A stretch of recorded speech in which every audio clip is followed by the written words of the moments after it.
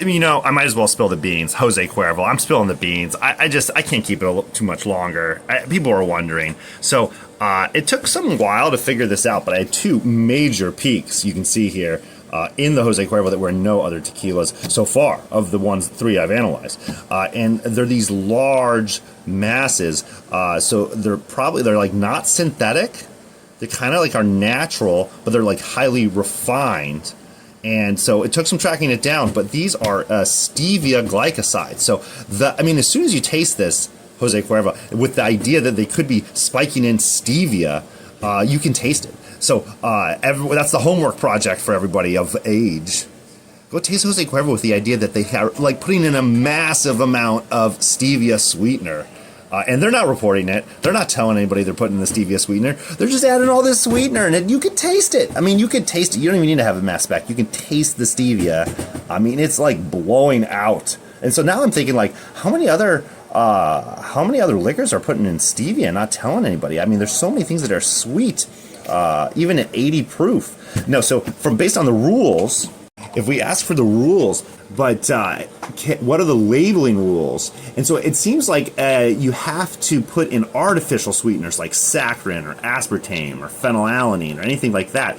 But there's this like loophole. So if you add like actual sugar instead of agave syrup, then you have to put added sugar. But there's like this kind of loophole for naturally derived artificial sweeteners like stevia. It's like, if it's stevia specifically, I don't think you need to label it. So they're not like breaking the rules, but come on. It's like, come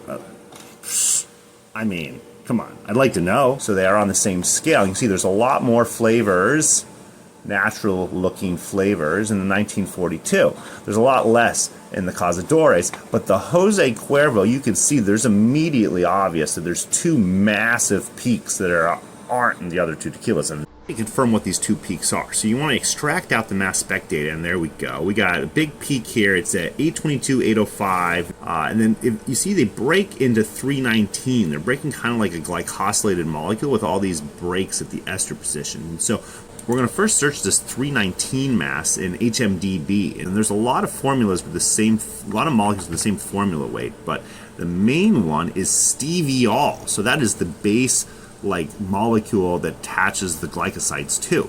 And so stevioside and rubinoside A are the two main molecules, and you can copy their formula and paste it in. You can see that we have basically no error. And then we can do an EIC on these two peaks, and you can see it kind of matches the stevia ratio. So it's definitely stevia.